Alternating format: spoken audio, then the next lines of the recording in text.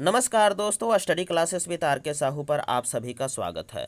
दोस्तों, आज हम लोग इस वीडियो में झारखंड के महत्वपूर्ण जनजातियों के वस्त्र आभूषण और उनके खान पान से संबंधित जितने भी प्रश्न बनते हैं वे सभी प्रश्न मैं आपके समक्ष लेकर आया हूं जो एग्ज़ाम में हमेशा पूछे जाते रहे हैं।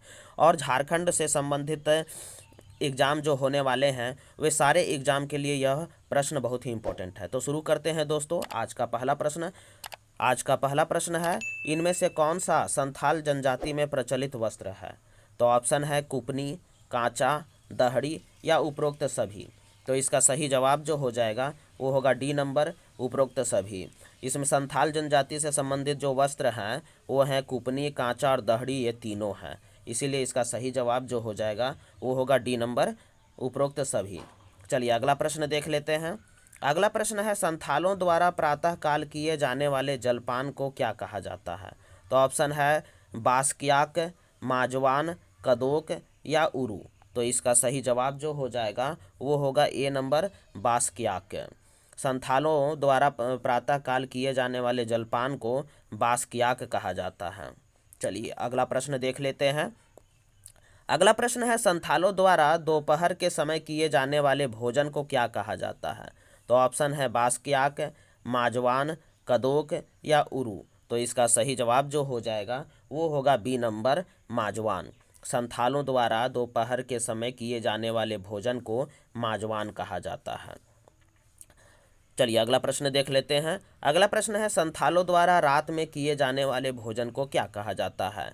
तो ऑप्शन है बास्कियाक, माजवान, कदोक या उरू कहा जाता है। तो इसका सही जवाब जो हो जाएगा वो होगा सी नंबर, कदोक कहा जाता है। संथालों द्वारा रात में किए जाने वाले भोजन को कदोक कहा जाता है। चलिए अगला प्रश्न देख लेते हैं। अगला प्रश्न है, संथाल जनजाति में दाल भात को किस नाम से जाना जाता है? संथाल जनजाति में दाल भात को किस नाम से जाना जाता है? तो ऑप्शन है दाका उरू, तोलो बेटा, कुर्थी साना या गोंदली रानू। तो इसका सही जवाब जो हो जाएगा वो होगा ए नंबर, दाका उरू। संथाल जनजाति में दाल भात को दाका उरू के नाम से जाना जाता है। चलिए अगला प्रश्न देख लेते हैं। अगला प्रश्न है, आर्थिक रूप से कमजोर संथालों का मुख्य भोजन क्या है? आर्थिक रूप से जो कमजोर संथाल होते हैं उनका मुख्य भोजन क्या है? तो ऑप्शन है चावल दाल, रोटी सब्जी, मक्के की दलिया या इनमें से कोई नहीं। तो इसका सही जवाब जो हो जाएगा वो होगा सी नंबर, मक्के की दलिया। आर्थिक रूप से कमजोर संथालों का मुख्य भोजन मक्के की दलिया होता है। चलिए अगला प्रश्न देख लेते हैं। अगला प्रश्न है, आर्थिक रूप से कमजोर संथालों द्वारा प्रयुक्त मक्के की दलिया को क्या कहा जाता है? तो ऑप्शन है दाका उरू, तोलो बोटा, कुर्थी साना या जोंडरा दाका। तो इसका सही जवाब जो हो जाएगा वो होगा डी नंबर, जोंडरा दाका। आर्थिक रूप से जो कमज़ोर होते हैं संथाल लोग, उनके द्वारा जो मक्के की दलिया का जो प्रयोग किया जाता है उसे हम लोग जोंडरा दाका कहते हैं। चलिए अगला प्रश्न देख लेते हैं। अगला प्रश्न है, संथालों में प्रचलित हड़िया बनाने हेतु प्रयुक्त किया जाता है। जैसे कि संथालों में जो एक प्रचलित पेय पदार्थ होता है हड़िया, उसके वो बनाने के लिए किस चीज़ का प्रयोग किया जाता है? तो ऑप्शन है चावल, मडुआ, कोंदो या उपरोक्त सभी। तो इसका सही जवाब जो हो जाएगा वो डी नंबर, उपरोक्त सभी। संथालों में प्रचलित जो पेय पदार्थ हड़िया है उसे बनाने में चावल, मडुआ और कोदो इन सभी का प्रयोग किया जाता है। इसलिए सही इसका जवाब जो हो जाएगा वो डी नंबर, उपरोक्त सभी। चलिए अगला प्रश्न देख लेते हैं। अगला प्रश्न है, उरांव जनजाति में पुरुषों द्वारा शरीर के ऊपरी भाग में पहना जाने वाला वस्त्र क्या कहलाता है? तो ऑप्शन है केरिया, परेया, तोलोंग या बटोई। तो इसका सही जवाब जो हो जाएगा वो होगा सी नंबर, उरांव जनजाति में पुरुषों द्वारा शरीर के ऊपरी भाग में पहने जाने वाले वस्त्र को क्या बोलते हैं? तो तोलोंग बोलते हैं। चलिए अगला प्रश्न देख लेते हैं। अगला प्रश्न है, उरांव जनजाति में प्रचलित केरिया क्या है?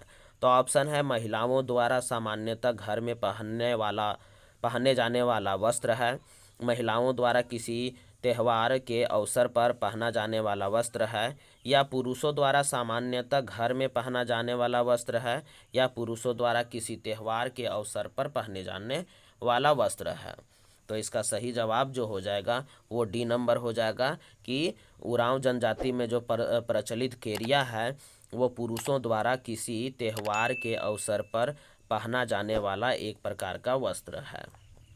चलिए अगला प्रश्न देख लेते हैं। अगला प्रश्न है, उरांव जनजाति में महिलाओं द्वारा किसी त्यौहार के अवसर पर पहना जाने वाला विशेष वस्त्र क्या कहलाता है? तो ऑप्शन है केरिया कहलाता है, परैया कहलाता है, तोलोंग कहलाता है या बटोई कहलाता है। तो इसका सही जवाब जो हो जाएगा वो बी नंबर परैया कहलाता है। उरांव जनजाति में महिलाओं द्वारा किसी त्यौहार के अवसर पर पहना जाने वाला जो विशेष प्रकार का वस्त्र है वो परैया कहलाता है। चलिए अगला प्रश्न देख लेते हैं। अगला प्रश्न है, उरांव जनजाति का मुख्य भोजन क्या है? तो ऑप्शन है रोटी सब्जी, मक्के की दलिया, भात दाल या पूरी सब्जी। तो इसका सही जवाब जो हो जाएगा वो होगा सी नंबर भात दाल। उरांव जनजाति का जो मुख्य भोजन है वो भात दाल है। चलिए अगला प्रश्न देख लेते हैं। अगला प्रश्न है, मुंडा जनजाति के पुरुषों द्वारा शरीर के निचले भाग में पहने जाने वाले वस्त्र को क्या कहते हैं? जो मुंडा जनजाति लोग के पुरुष जो होते हैं वो शरीर के जो निचले भाग में जो वस्त्र पहनते हैं उसे क्या कहते हैं? तो ऑप्शन है धोती, लुंगी, बटोई या कमरा। तो इसे क्या कहते हैं? तो इसका सही जवाब जो हो जाएगा वो सी नंबर बटोई कहते हैं। मुंडा जनजाति के पुरुषों द्वारा शरीर के निचले भाग में पहने जाने वाले वस्त्र को बटोई कहते हैं। चलिए अगला प्रश्न देख लेते हैं। अगला प्रश्न है, मुंडा जनजाति में प्रचलित वस्त्रों के बारे में इनमें से कौन सा कथन सत्य है? तो ऑप्शन है इस जनजाति के युवकों द्वारा कमर में कमरधानी लपेटा जाता है। इस जनजाति में वृद्धों द्वारा भगवा का प्रयोग किया जाता है। इस जनजाति में ठंड से बचने हेतु प्रयुक्त कंबल का कमरा कहा जाता है, कंबल को कमरा कहा जाता है, या उपरोक्त सभी कथन सत्य है। तो इसका सही जवाब जो हो जाएगा वो होगा डी नंबर, उपरोक्त सभी कथन सत्य है। मुंडा जनजाति में जो प्रचलित वस्त्रों के बारे में जो जानकारी दिया हुआ है वो सारे कथन सत्य हैं।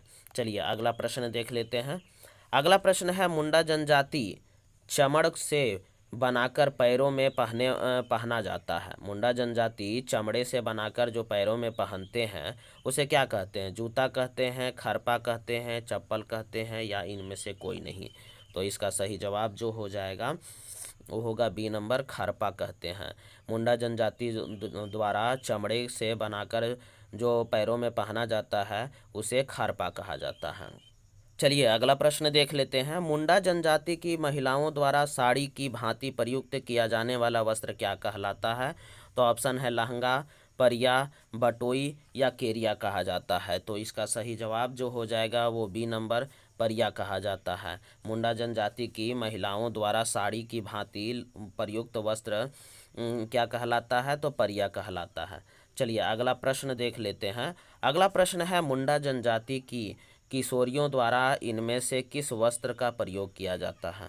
तो ऑप्शन है खड़िया, खटनही, बरखी और पिछाड़ी। तो इसका सही जवाब जो हो जाएगा वो होगा ए नंबर, खड़िया कहा जाता है। मुंडा जनजाति की जो किशोरी होते हैं, किशोरियों द्वारा जो इनमें से किस वस्त्र का प्रयोग करते हैं? तो खड़िया का प्रयोग करते हैं। चलिए अगला प्रश्न देख लेते हैं। अगला प्रश्न है, मुंडा जनजाति का प्रमुख भोजन क्या है? तो ऑप्शन है रोटी सब्जी, दाल भात, मक्के की दलिया या पूरी सब्जी। तो इसका सही जवाब जो हो जाएगा वो होगा बी नंबर, दाल भात।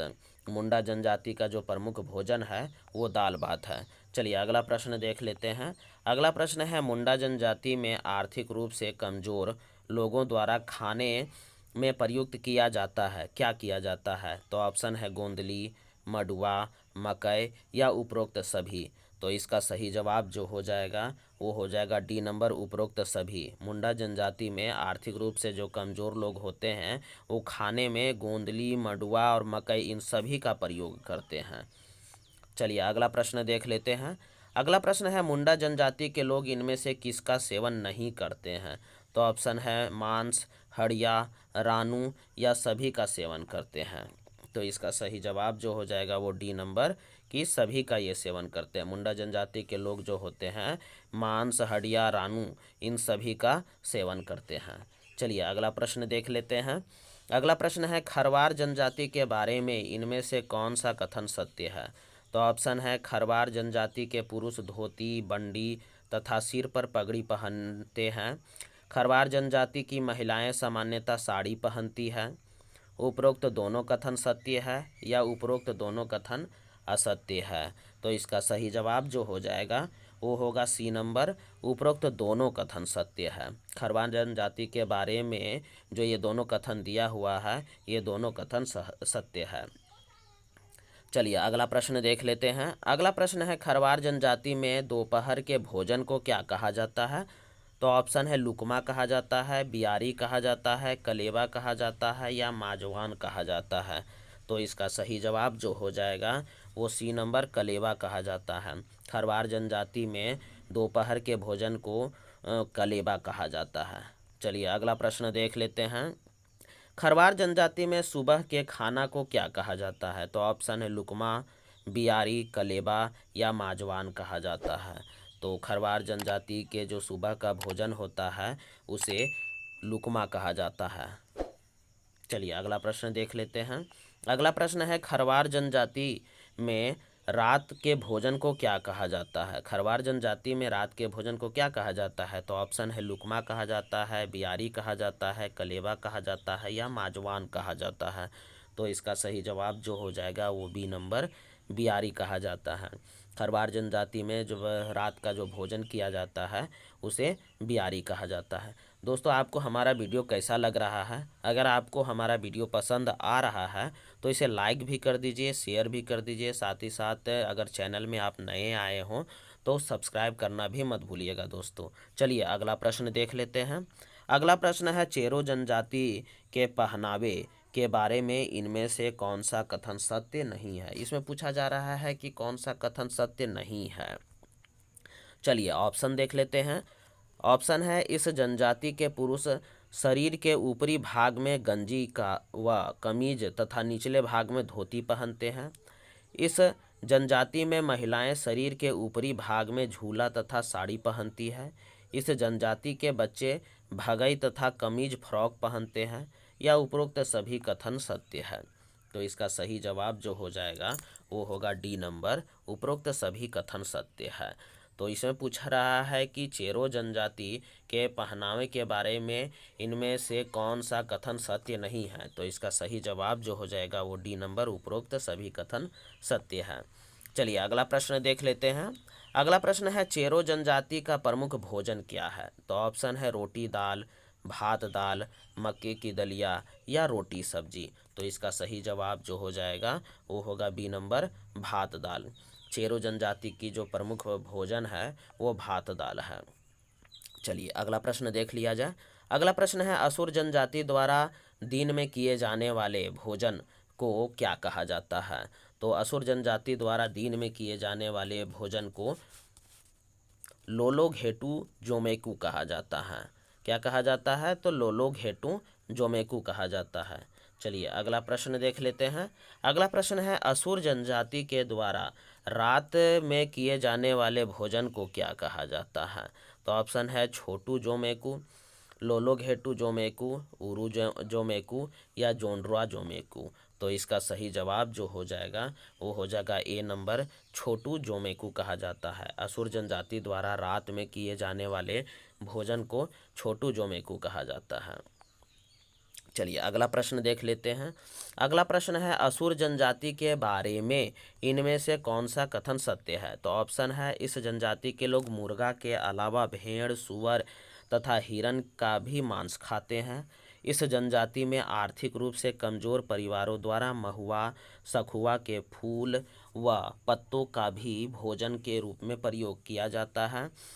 असुर जनजाति की में ताड़ी व हड़िया के साथ साथ खैनी, हुक्का व तंबाकू का सेवन किया जाता है या उपरोक्त सभी कथन सत्य है? तो इसका सही जवाब जो हो जाएगा वो डी नंबर, उपरोक्त सभी कथन सत्य है। चलिए अगला प्रश्न देख लेते हैं।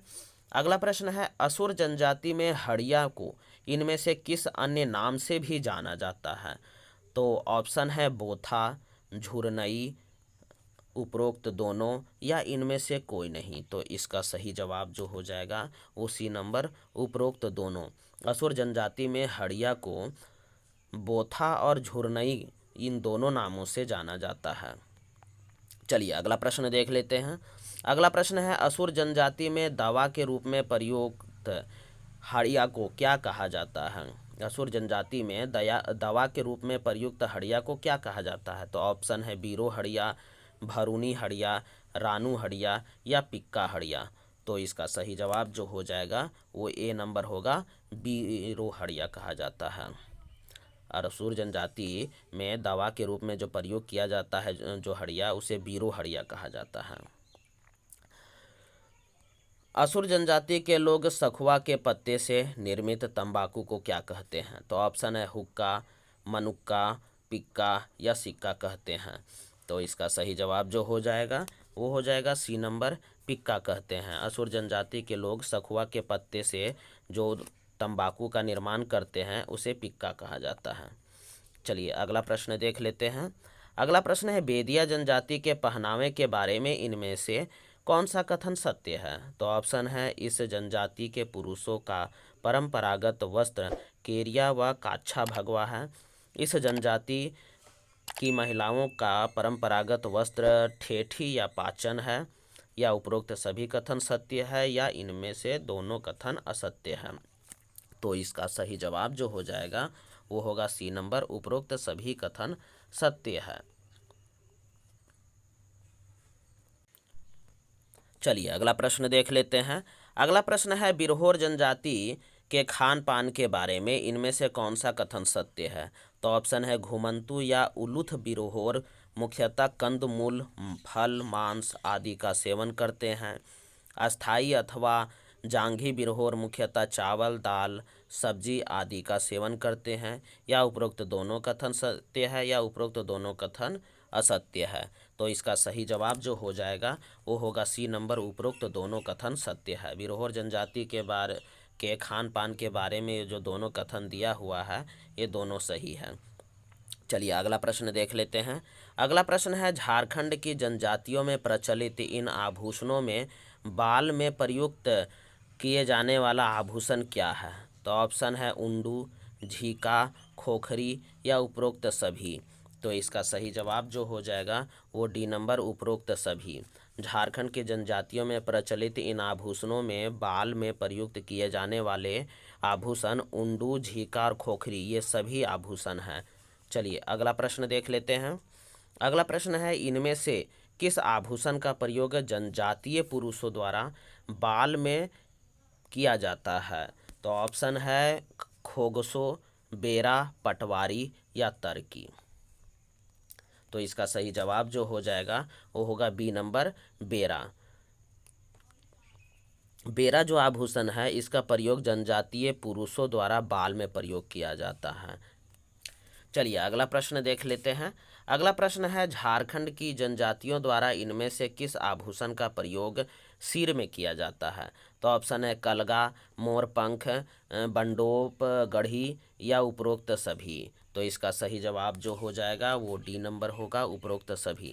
झारखंड की जनजातियों द्वारा इन सभी आभूषणों का प्रयोग सिर में किया जाता है। कौन कौन सा है? तो कलबा है, मोरपंख है और बंडोप गढ़ी है। इन सभी आभूषणों का प्रयोग सिर में किया जाता है। चलिए अगला प्रश्न देख लेते हैं।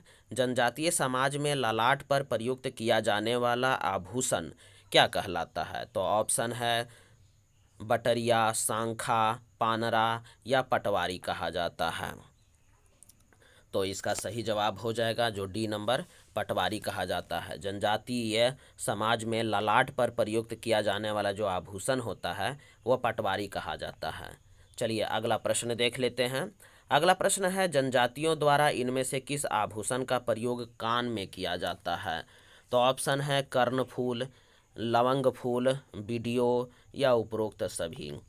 तो इसका सही जवाब जो हो जाएगा वो डी नंबर, उपरोक्त सभी। जनजातियों द्वारा जो आभूषण का प्रयोग किया जाता है वो कर्णफूल, लवंग फूल और बीडियो ये सभी आभूषण का प्रयोग किया जाता है। चलिए अगला प्रश्न देख लेते हैं। अगला प्रश्न है, जनजातियों में प्रचलित इनमें से किस आभूषण का संबंध कान से नहीं होता है? तो ऑप्शन है तरकी, तरकुल्ला, ताबीज, और हरपत। तो इसका सही जवाब जो हो जाएगा वो सी नंबर ताबीज। ताबीज जो होता है वो हम लोग गले में या बाह में पहनते हैं, इसे कान में नहीं पहना जाता है। चलिए अगला प्रश्न देख लेते हैं। अगला प्रश्न है जनजातियों में प्रचलित इनमें से किस आभूषण का संबंध नाक से है? तो ऑप्शन है मकड़ी, छुच्छी, नथ या उपरोक्त सभी। तो इसका सही जवाब जो हो जाएगा वो होगा डी नंबर उपरोक्त सभी। जनजातियों में जो प्रचलित आभूषण मकड़ी, छुच्छी और नथ है, इन सभी का प्रयोग नाक में किया जाता है। मतलब कि इन सभी आभूषणों का प्रयोग जो होता है वो नाक से संबंधित है। मतलब कि नाक में पहनने के लिए इन सभी आभूषणों का प्रयोग किया जाता है। चलिए अगला प्रश्न देख लेते हैं। झारखंड की जनजातियों द्वारा इनमें से किस आभूषण का प्रयोग हाथ में किया जाता है? तो ऑप्शन है सांखा, झुटिया, घुंघरू या उपरोक्त सभी। तो इसका सही जवाब जो हो जाएगा वो होगा डी नंबर उपरोक्त सभी। झारखंड में जनजातियों द्वारा सांखा, झुटिया और घुंघरू जो आभूषण होते हैं इनका प्रयोग हाथ में किया जाता है। तो इसका सही जवाब जो हो जाएगा डी नंबर उपरोक्त सभी। चलिए अगला प्रश्न देख लिया जाए। अगला प्रश्न है जनजातियों में प्रचलित इनमें से किस आभूषण का संबंध हाथ से नहीं है? तो ऑप्शन है बाइकल, झुटिया, टिडोर या तार साकोम। तो इसका सही जवाब जो हो जाएगा वो होगा डी नंबर तार साकोम। जनजातियों में प्रचलित तार साकोम जो आभूषण है उसका संबंध हाथ से नहीं है। बाकी जैसे हो गया बाइकल, झुटिया, टिडोर, इन सभी का संबंध हाथ से है, लेकिन तार साकोम का संबंध हाथ से नहीं है, इसलिए इसका सही जवाब जो हो जाएगा वो डी नंबर तार साकोम। चलिए अगला प्रश्न देख लेते हैं। अगला प्रश्न है झारखंड की जनजातियों में प्रचलित इनमें से किस आभूषण का संबंध गला से है? तो ऑप्शन है हंसुली, शकड़ी, ठोसा या उपरोक्त सभी। तो इसका सही जवाब जो हो जाएगा वो डी नंबर उपरोक्त सभी। झारखंड की जो महत्वपूर्ण जनजातियां हैं उनमें जो हंसुली, सकुड़ी और ठोसा जो आभूषण है, इन सभी आभूषणों का संबंध गला से है। चलिए अगला प्रश्न देख लेते हैं और इस वीडियो का आखिरी प्रश्न देख लेते हैं दोस्तों। झारखंड की जनजातियों में प्रचलित इनमें से किस आभूषण का संबंध गला से नहीं है? तो ऑप्शन है बेरनी, राली, हिसीर और पून। तो इसका सही जवाब जो हो जाएगा वो होगा बी नंबर राली। झारखंड की जनजातियों में प्रचलित जो राली आभूषण है उसका संबंध गला से नहीं है, और लेकिन बाकी सभी आभूषण जैसे बेरनी, हिसीर और पून हो गया, ये सभी का संबंध गला से है। दोस्तों इस वीडियो में बस इतना ही। आपको हमारा वीडियो कैसा लगा? अगर आपको हमारा वीडियो पसंद आ रहा है तो इसे लाइक कर दीजिए, शेयर कर दीजिए। साथ ही साथ दोस्तों अगर चैनल में आप नए हो तो इसे सब्सक्राइब करना मत भूलिएगा दोस्तों। साथ ही साथ दोस्तों मैं आपसे यह भी कहना चाहता हूं कि जनजातियों से संबंधित महत्वपूर्ण जितने भी जनजाति हैं, उन जनजातियों से संबंधित जितने भी प्रश्न हैं, उन सभी प्रश्न से संबंधित हम वीडियो मतलब कि सेपरेट बाय सेपरेट, जैसे हो गया कि सबर जनजाति हो गया, मुंडा जनजाति हो गया, संथाल जनजाति हो गया, उरांव जनजाति हो गया, इन सभी जनजातियों के अलग अलग वीडियो मैं आपके समक्ष बनाकर अपलोड कर दिया हूं। सारे को हम लोग प्लेलिस्ट में डाल दिए हैं जिससे आप लोगों को देखने में परेशानी नहीं हो। तो अगर आप उस वीडियो को नहीं देखे हैं तो उसको भी देख लीजिएगा दोस्तों। इसी तरह का वीडियो मैं आपको हमेशा प्रोवाइड करता रहूँगा। आपको आने वाले वीडियो में हम लोग झारखंड के प्रमुख किले और राजप्रसाद से संबंधित जितने भी प्रश्न बनते हैं उन सभी प्रश्नों को हम लोग इस अगले आने वाले वीडियो में बताएंगे। तो बस इतना ही दोस्तों, धन्यवाद।